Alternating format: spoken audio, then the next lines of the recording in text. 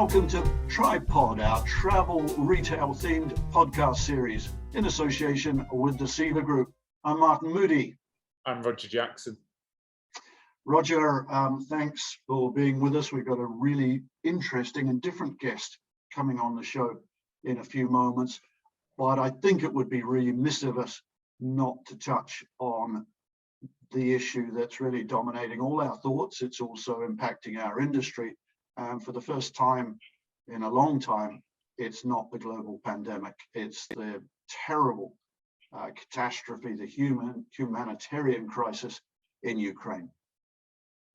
Yeah, on both sides. I've got a lot of friends who are currently living in Moscow and actually are Russian.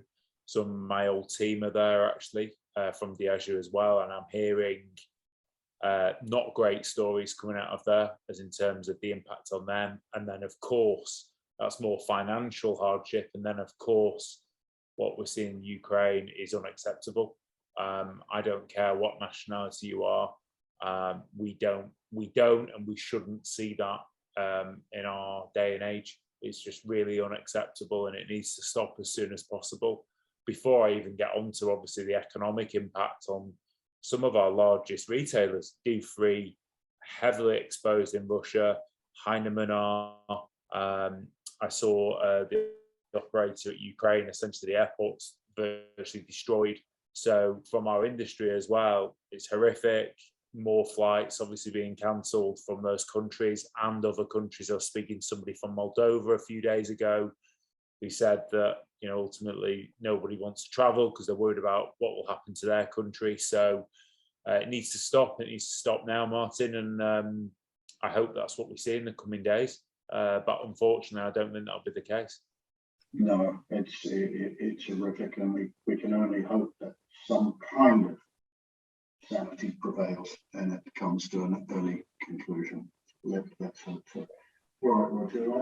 Our guest is a little different. He's known to be quite outspoken, a pretty interesting guy who I got to know, like many of us have got to know, through the LinkedIn community over the times of the pandemic. It's interesting how people come together and formed bonds of friendship without even meeting face to face during the pandemic, isn't it? So shall we bring them in? Yeah, let's do it. So this episode's special guest is Ian Kay, Operations Director at One Technology, an Israel-based company which uses technology to help airlines, airports, and travel retailers to grow ancillaries revenue. Ian's tagline I just saw on LinkedIn a few moments ago is connecting a world of travelers to the travel retail world, which I think is rather nice. Ian also owns and operates Air Traffic, so that's a middleware platform that directs consumer traffic from airlines and OTAs to online travel retail marketplace. Now, Ian is talking to us in Netanya in central Israel, not just reading about this place. It's a beautiful and historic region. It's not least for being the first declared city in the new state of Israel in December 1948. Ian is a self-styled professional troublemaker who for the last few decades has worked, he says, to persuade businesses to do things differently. Now, if you want to see a really compelling example of that, take a look at an article we ran online yesterday about an experiential campaign that Ian and his company ran recently with the Spark Group of Comedies from Canada for emerging UK no and low spirit brand CleanCo in United Airlines club lounges across 4 US airports.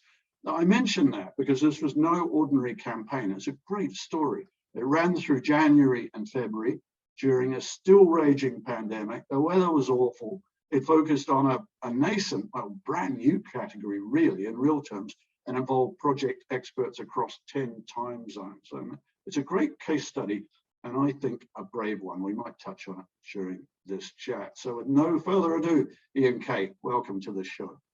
Thank you. Thank you for having me. Great to have you with us. Well, I'm going to hand over to my co-host, Roger. I think, Roger, you and Ian probably have more than a few things in common, so over to you. Hey, Ian, how you doing? It's great to see a fellow Northerner. Exactly. I think that's where I'm going to start first, if that's all right. So As I found out, we're both from the same place. So growing up in Bury, Lancashire in the UK, how was that and what was that like? Oh, yeah, Whitefield, to be absolutely specific, which due to various boundary changes became part of Greater Manchester, then was part of Bury Met. It was leafy, it was suburban, it was incredibly comfortable, and yeah, my early life was spent grammar school boy. I think my father's accountant managed to fiddle the means test to get me some sort of assisted place, and it was in many ways the cradle of contrarian Ian, and the place where the ways that I went on to present myself in later life were formed. You know Bury Grammar School as well as anybody, local rivals, next door neighbours, and so forth. And it was a very establishment environment, and there were ways of doing things, and there were expectations placed upon you. And I think it's reasonable to say that the headmaster and his staff were not wild fans of mine. And I think in my last school report, they wrote home to my mother saying that this boy has a few too many opinions of his own and a little bit too much to say for himself. And I think that's pretty self-evident from this opening section. And he was right, but it was an environment which very much encouraged me to look at things in a particular way, and where I spotted things that really rankled or felt wrong, I spoke out. And sometimes that worked okay. Most of the time it definitely didn't. And as I say, that was the cradle of contrarianism. And I guess I obviously, as we've said, I'm from Bury as well, and I live in the Middle East. I live in Dubai. The story of you ending up in Israel is one that definitely intrigues me. So please tell me how that happened, Manchester to Israel. Well, we're leading parallel lives, clearly, and I'm surprised that we're not more closely related. Okay, things that people don't know about Ian Kay. So I proposed to my wife on the first date. We were sat in apparently that's very normal. We were sat in a lovely restaurant, and I was deeply enamored, and I think I've written to my LinkedIn reader more than once. This is how it worked, and I fell in love, and I asked her out, and then proposed to her, all on the first date. And after we got that question out of the way, the follow-up question was, and what do you think about living in Israel? So again, apparently that's perfectly normal line of questioning and an intro. But we both had quite close connections to the country. Her dad had come out in 1948 and he built a kibbutz, and there were family connections in the north of the country. And I'd had pretty strong views about living here at some point in my life. And I think that because we'd found each other, and because I got two yeses, I actually got two yeses at the dinner table, so the marriage was set and the future was planned all within the space of, I think, the soup and the main course, which was fantastic. And I know a lot of this can sound vaguely preposterous, but I assure you everything I've just told you is completely true. And then 25 years later, we actually got round to it. So this was a story somewhat in the making, because as I guess we've seen ourselves in the most recent past, events happen in your life and so forth. And then we had kids, two of them, and they left high school. And on the days they both left high school, they packed a bag and came here, both to serve in the army. And we were left sat at this deserted table in the middle of Whitefield. And my wife's initial strategy was, every time a basket of ironing needed doing in the center of Netanya, she'd get on a plane and rush here with the iron. And that proved to be, financially inviable after a while. So we made the decision. We had always maintained a high level of motivation to come here. And so 25 years after that first conversation in that restaurant on that fateful night, we rock up here with, a song on our lips and a hope in our hearts and an ambition to make a success of it. And 8 years later, I have to say that it's been an amazing experience. I don't know the extent to which Dubai and Israel compare, but I've described this country as a Disneyland for entrepreneurs, and it is. It suited somebody with my disposition and my particular motivations. Yeah, I'm very lucky. I've been able to spend a lot of time in Israel myself, and it's a beautiful country, very different to Dubai, as you can imagine, but absolutely stunning. And the amount of people who've gone on holiday to Tel Aviv specifically on my recommendation in the UK, I've probably sent 30, 40 people there on holiday, but it's a fantastic place. If anyone is listening and they've never been, they must go to Tel Aviv on holiday, and obviously travel to all of the other touristy locations around Israel. But what a fantastic place, both lifestyle, people, the way people are, the health. It's amazing, Ian. So I can see why you made that move. Yeah, it's certainly on my bucket list. As I was telling Ian just before the call, Roger, it's one of the few countries, one of the very few countries worldwide I haven't been to, and I long to go there. And of course, now I think one of the magical things that's happened in life is that you can go from where you are, to visit Ian, and Ian can come from where he is to visit you in the UAE, and that's a beautiful development, I think, in terms of mankind. And I think Martin, we've got to give a shout out to Evelyn, Danos, and Gary, old friends of, I think, both of us. So big shout out to those guys from James Richardson as well, because all my times there were with those guys. So big shout out to all of those guys as well. Again, I was talking to Ian before the show, and he was telling me about the Israeli whiskey industry. I didn't know there was one. I certainly knew there was a wine industry. I've had great wines with Gary and Evelyn, with the Felich family from Duty Free Americas. I've drunk some extraordinary Israeli wines. So there's a whole lot of stuff to be discovered there. So maybe you and I'll jump over and we'll do the next tripod over in Israel. I've got a big balcony, lots of chairs, and believe me, Martin, your absence has been noted by the residents here. And as I have said to Martin, let's create the parallel worlds and just join me here. I'm delighted to host you on the balcony. We'll do a show. Sounds good. I'm with it. Bring a high factor. At least a factor 30. Martin, factor 60. Factor 60 and a very large hat. Very large hat. Apparently, if you apply it twice, you're bulletproof. So it's all good. I think so. One thing I did want to touch on, Ian, you mentioned it, and I know I've read a few articles of yours where you quote Israel being like the Disneyland for an entrepreneur. Yeah. I actually say something a bit similar in the Middle East, specifically in the free zones. But could you just sort of give a bit more context of why you see it that way? I agree with you, by the way, completely, but would you just give your view of someone who lives in Israel, why that is the case?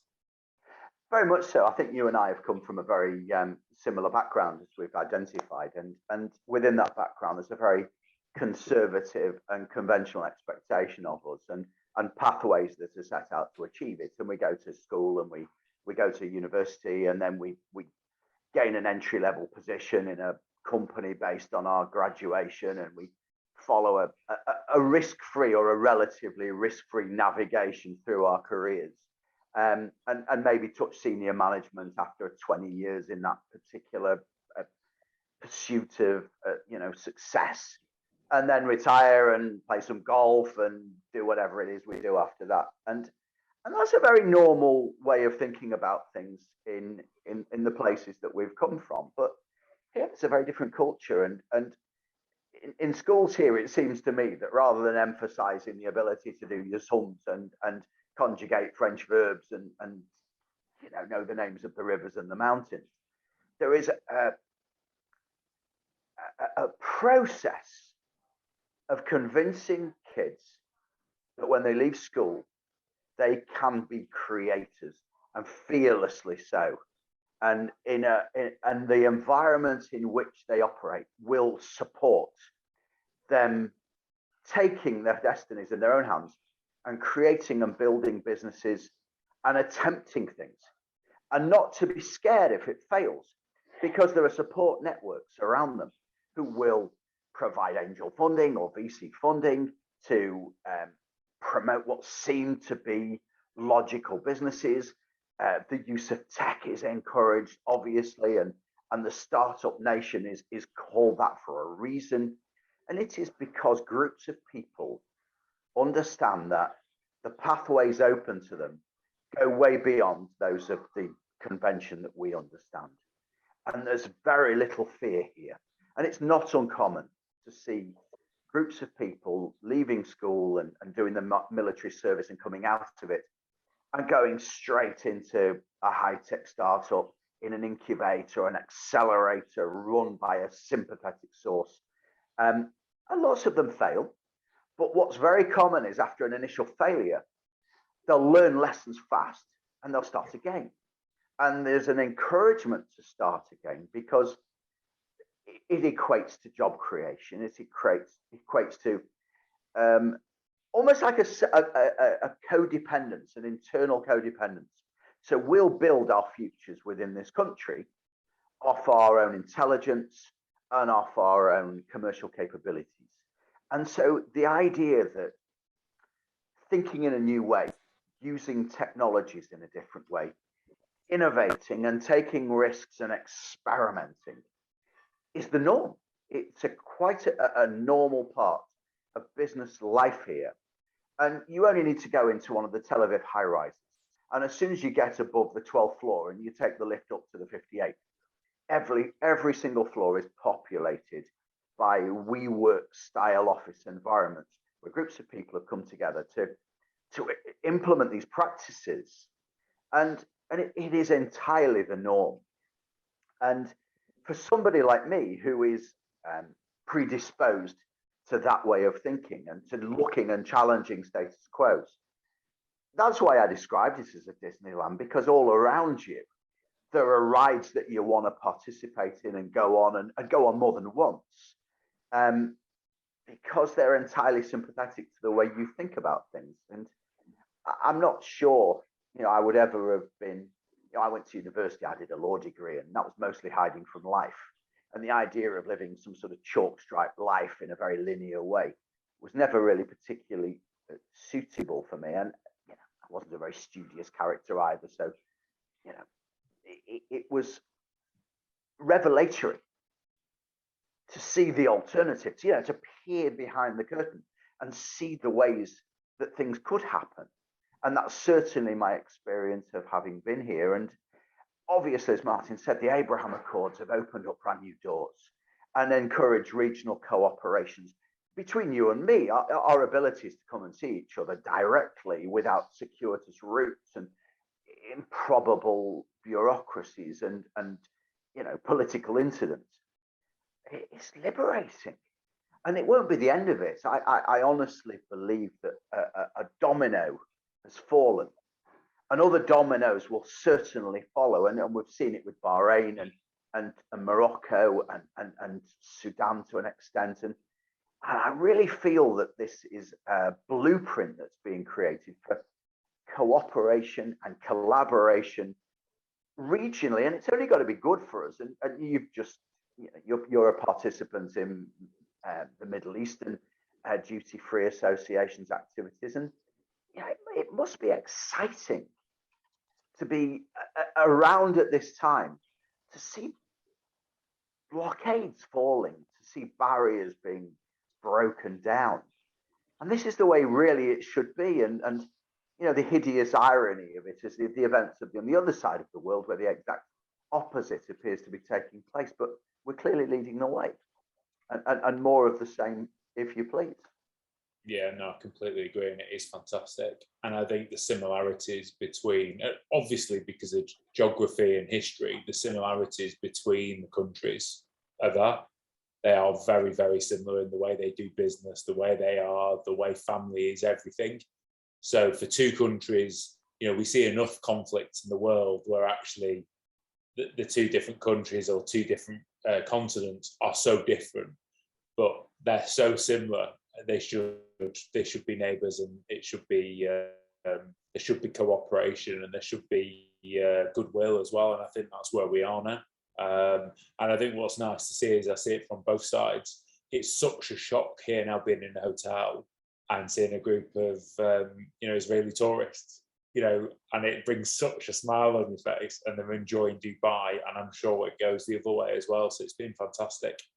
Well, it certainly does, and I saw a lot of footage of trade delegations going both ways and arriving at the airports and seeing the flags of both countries and the national anthems of both countries, and the delegates from both countries warmly welcome each other and respecting each other's national anthems. And believe me when I say this, because I guess I'm slightly older than you. You're looking a lot better than me anyway. But I never saw this. I didn't see it coming.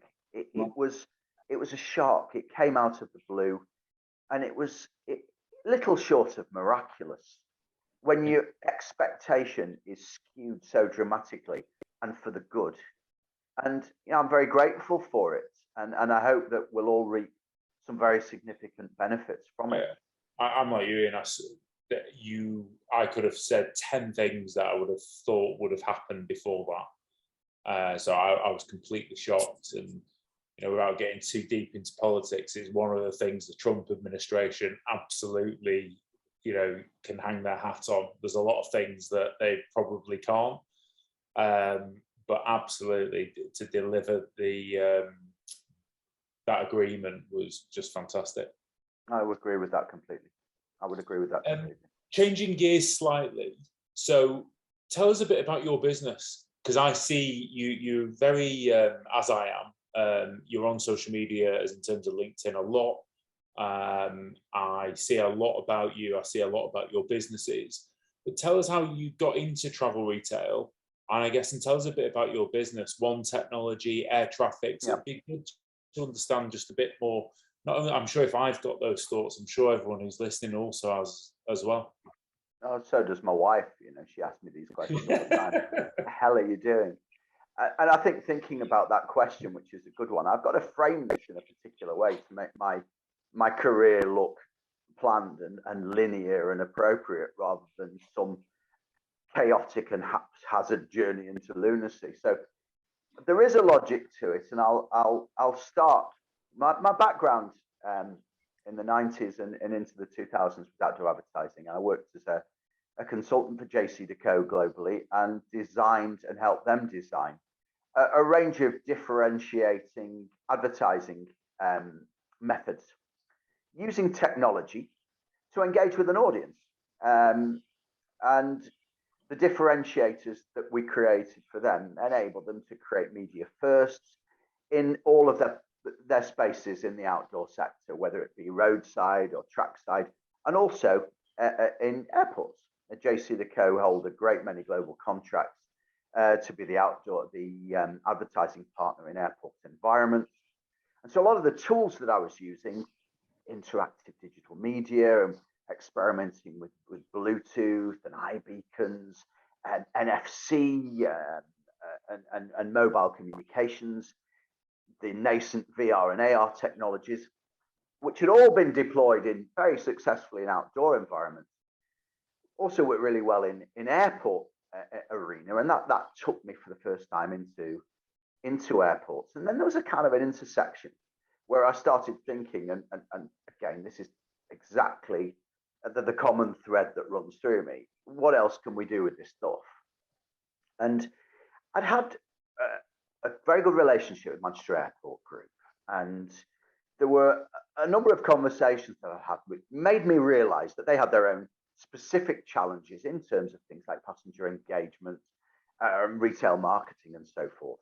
And I started looking at techniques that had been employed, certainly in the outdoor arena, and the extent to which they could be employed as tools to address specific challenges in the airport environment. So that's the background, that's the landscape that allowed me to transition from sort of a pure outdoor advertising, out of home environment into an airport space and understand it. And that brought me into contact with a very different community and allowed me to sit at a table where conversations of a different nature were taking place. And the most interesting ones of them always took place between the ancillaries guys and the retail strategists and the partnerships and alliances people. And they were all talking about their own challenges that they faced. And you'd listen carefully, and I did. And a lot of the conversation was directed towards the ways that the traditional retail model was being eroded by the emergence of online purchasing and how bricks and mortar sales that had created a captive audience in the airport space was kind of disappearing, and what could they do about it and how could it work? And then they used words like collaboration. And it was clear to me that, they had their own interpretations of what that looked like. And they were talking about working together. And it was always, the trinity of retailers and airports and the brands and so forth. And nobody was mentioning the airlines. Nobody was talking about the airlines.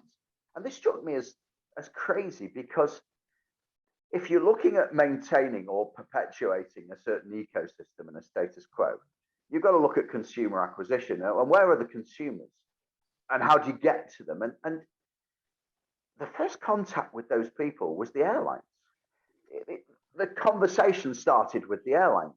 The airlines controlled the conversation with the consumer from the very first point of contact, from the booking and all the way through to the travel day, and then recycled. And I started talking to these people and asking them, why aren't you coming together and collaborating in this way?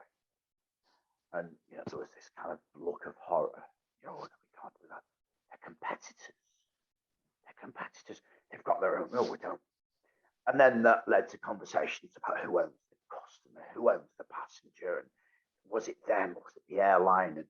And we're quite happy and put our silo up and live within it, and we can't go into theirs because that's theirs. And this was crackers. And all the time, they're hemorrhaging customers to the big online players and wondering why only 15 to 20% of people were buying luxury goods in airport shops. And meanwhile, all the airlines are pulling the trolleys off the planes because they're not selling any luxury products. And I think they were looking at a 2% conversion.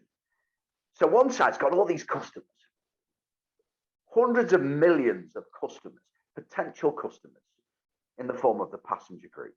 The other side's got a bunch of shops and things to sell to them. And in the middle, there's nothing. So I thought, okay, well, this is mad. And I've got to have a chat with these guys, and let's think about putting something in the middle, which creates an ecosystem whereby the passenger can be kept within it.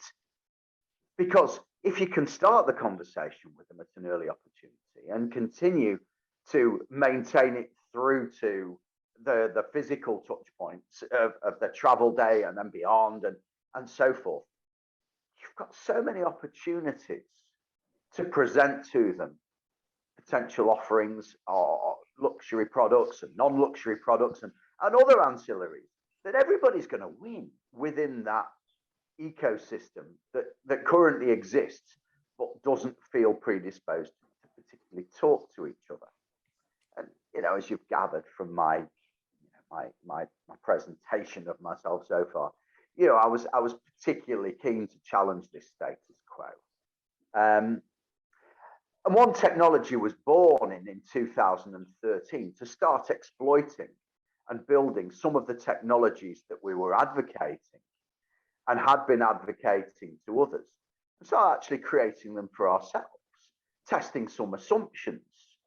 And air traffics was a product that we conceived, which in many ways could fulfill the need that was being expressed and hopefully encourage both sides of the ecosystem, the passenger side and the retail side, to consider coming together in under some sort of a trusted and safe space umbrella where collaboration could be done in a trusted way, and they wouldn't be looking at each other as potential rivals anymore, but as realistic competitors for mutual profit.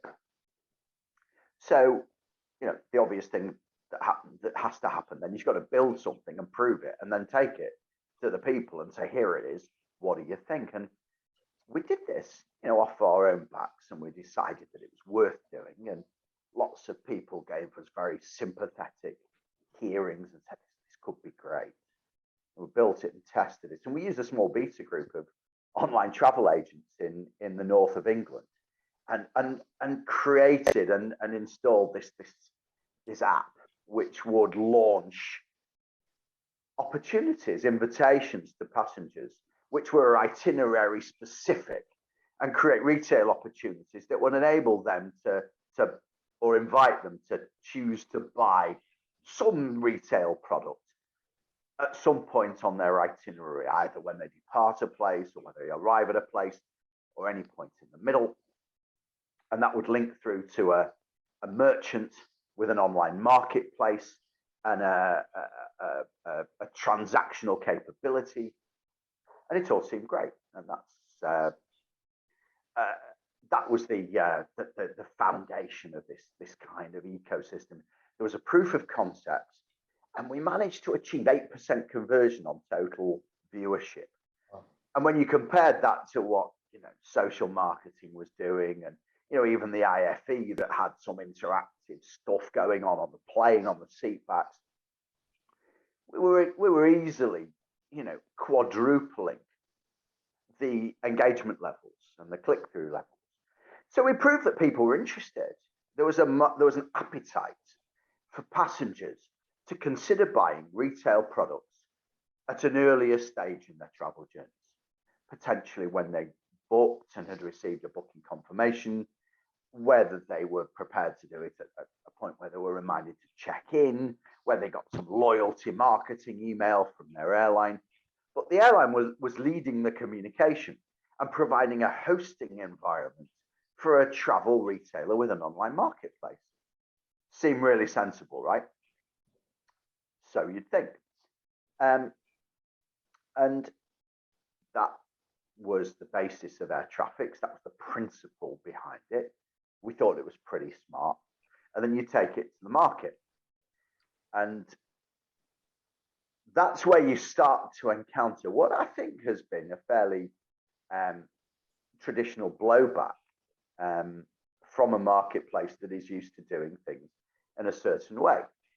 And that's where E&K goes from being polite innovator and enthusiastic arm waver in meetings about innovation to being that kind of troublemaker that's causing people to think about things in a way that they've never really wanted to.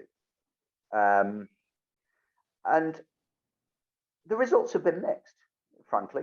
Some people have slammed the door firmly in my face because it is beyond the scope of the way they want to think about things. And those are mainly the travel retail operators. And I've got a certain sympathy with them, because when you're paying a great deal of money on rent to commercial landlords, you want people going in your shops. You don't want the distraction of them going off to the online spaces. And that's certainly the feeling that I've gained. And that's true. But brands have been very different. Brands want to reach their target audience in a more precise way.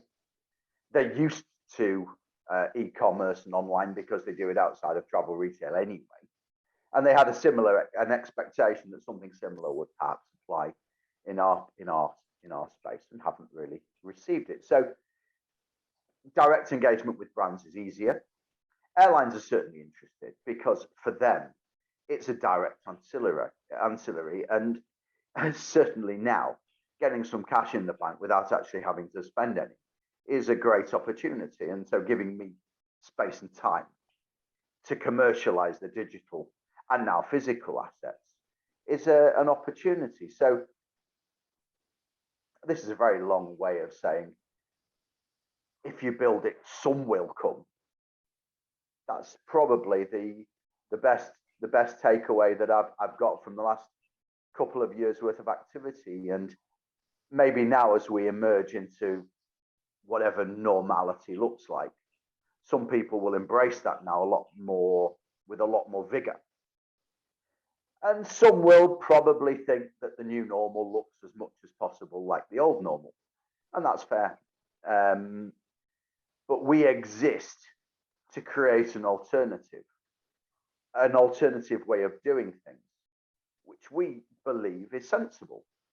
It's sensible because it promotes collaboration, it promotes openness and trust, and it keeps a finite consumer base within an existing ecosystem, rather than seeing it hemorrhaging to legitimate competitors like Amazon and Ali, where there's a compelling offer presented in a way that people are now expecting to be sold to.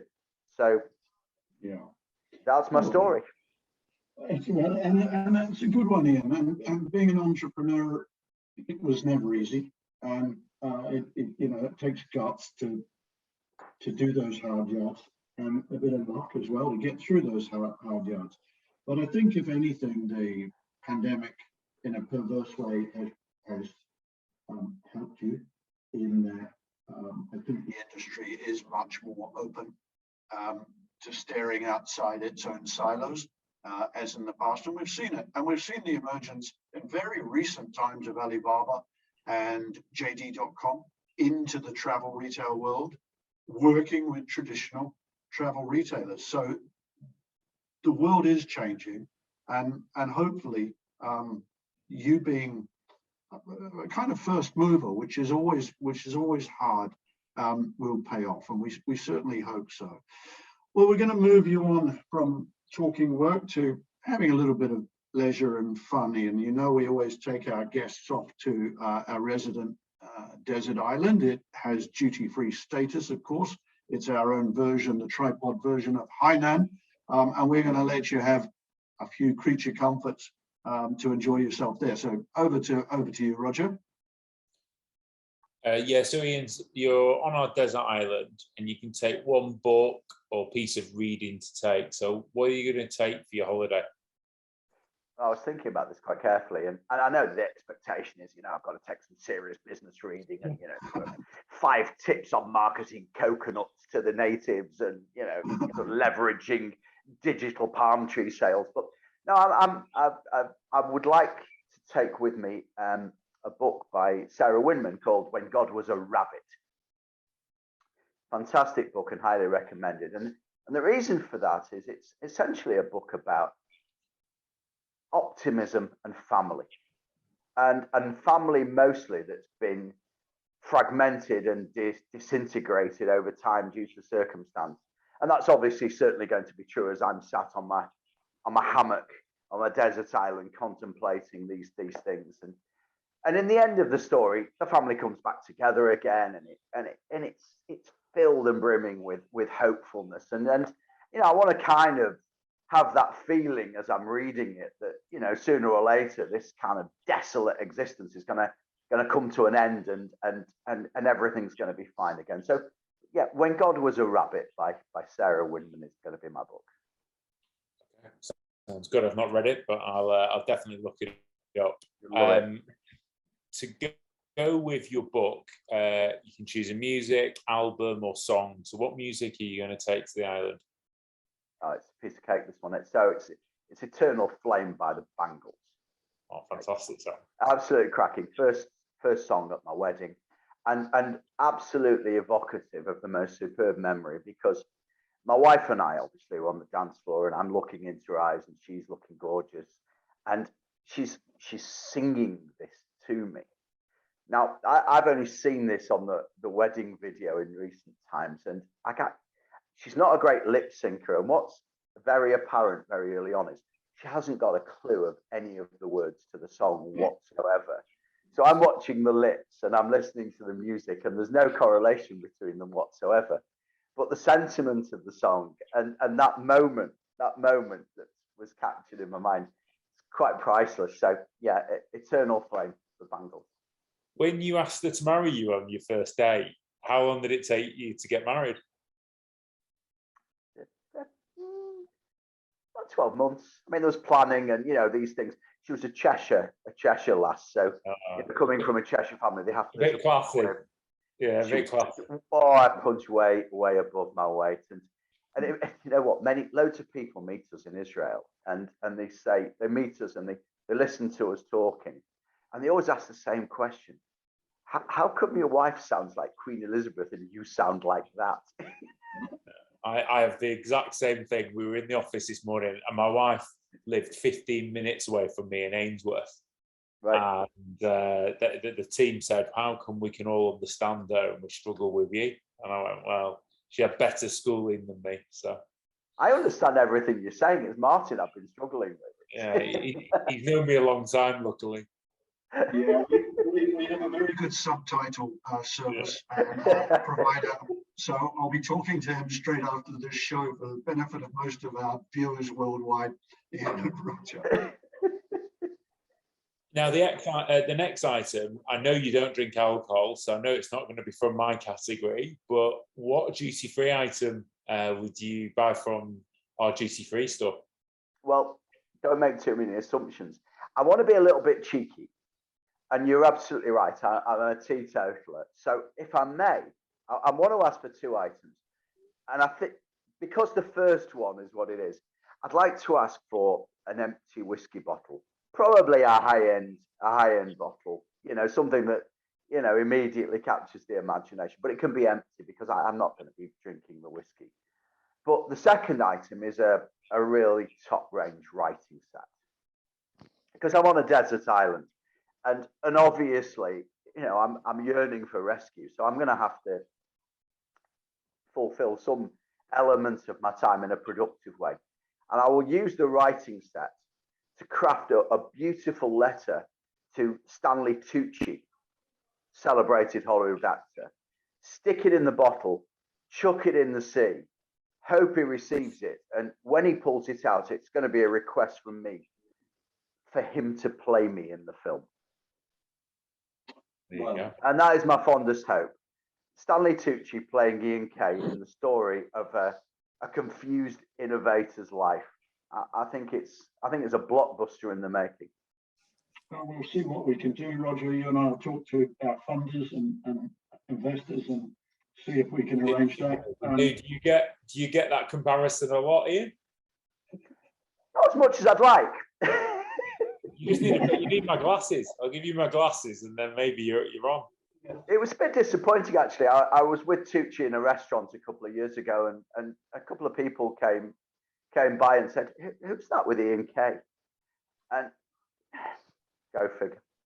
There you go. There you go. All right. Well, you've been there on your own for a while, so we're going to fly in some company for you.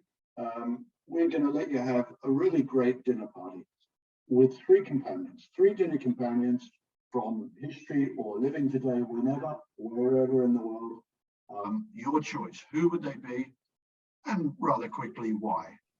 Okay, so I've thought about this quite carefully. My first one is Yuval Hariri, who I admire a great deal, and I love the arrogance of the futurists.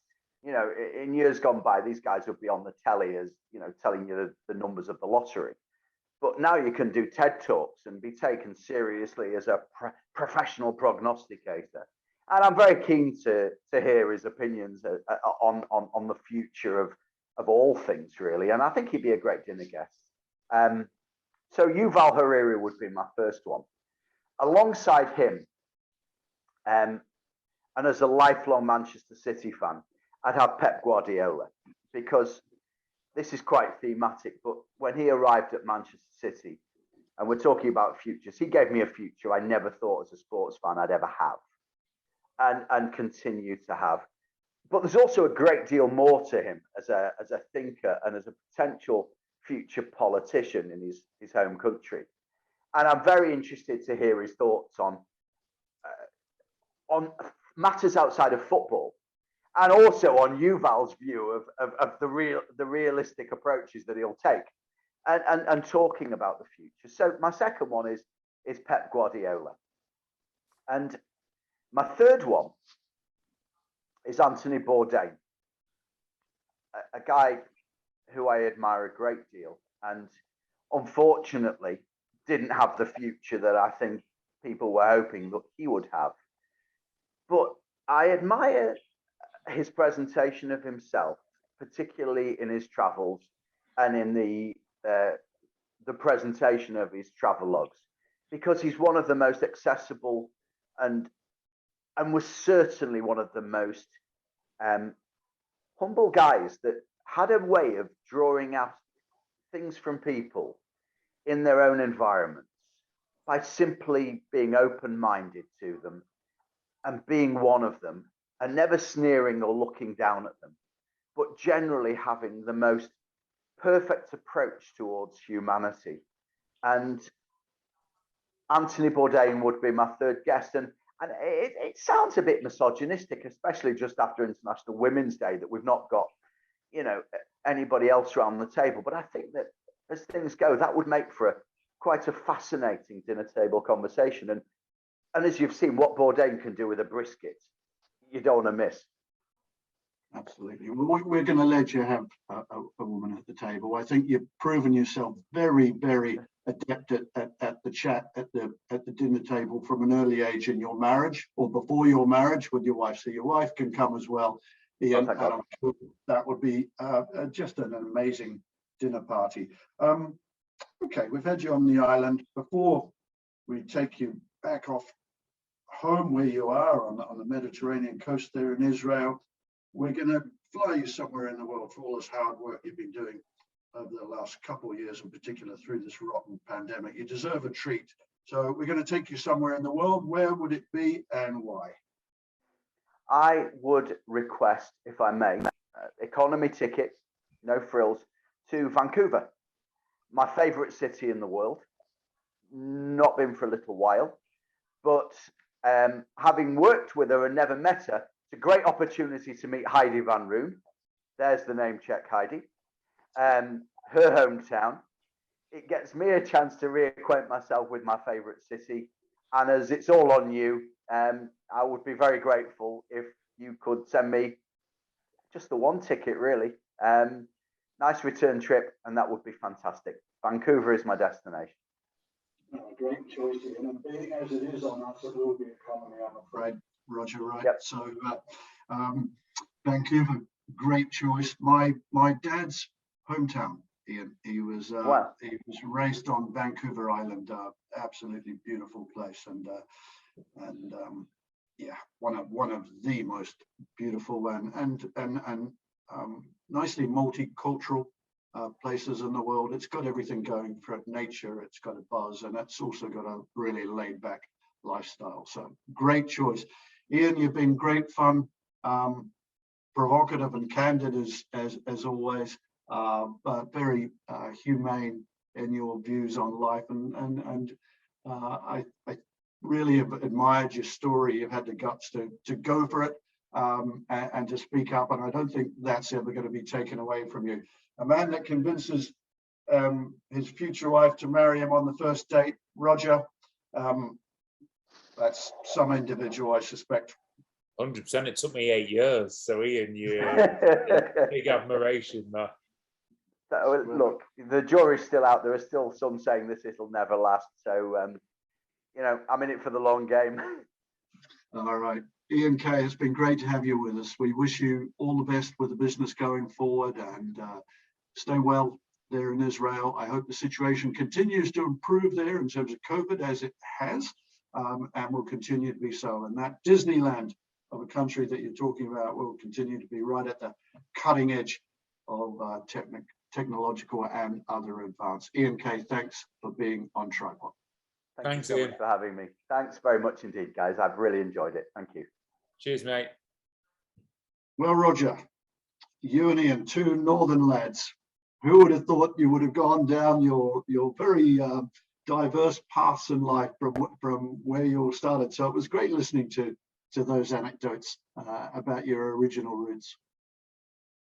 Yeah, it's great. I didn't know Ian was from the same neck of the woods as myself, so great to see he's gone to the Middle East as well, like I have. Dubai for me, and obviously Israel for him. Great to see him doing so well, obviously at the top of his game, and he's definitely someone I'm going to be reaching out to.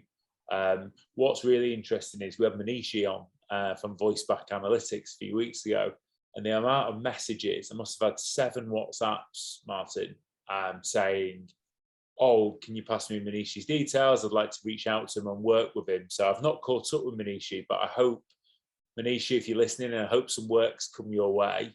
And the same with Ian. I think, if people are looking for analytics around, the area that he works on, which is essentially connecting passengers with either airline operators or travel retail operators, that technology space, he's got a real niche in there. You're right, he's very, very out there on social media, on LinkedIn, and it's great to see. And he had some great stories, and I think we could have done 2 or 3 hours with him. But yeah, I really enjoyed it, Martin. Yeah, I think he tells it like it is too. He cuts through all the baloney, and so if you get Ian Kay, you get somebody who knows his stuff. He won't tell you what you want to hear, he'll tell you what you need to hear. So really good. All right, Roger, well, look, it's been great to be with you. That brings another episode of Tripod to an end. I'm Martin Moodie. See you next time. See you next week.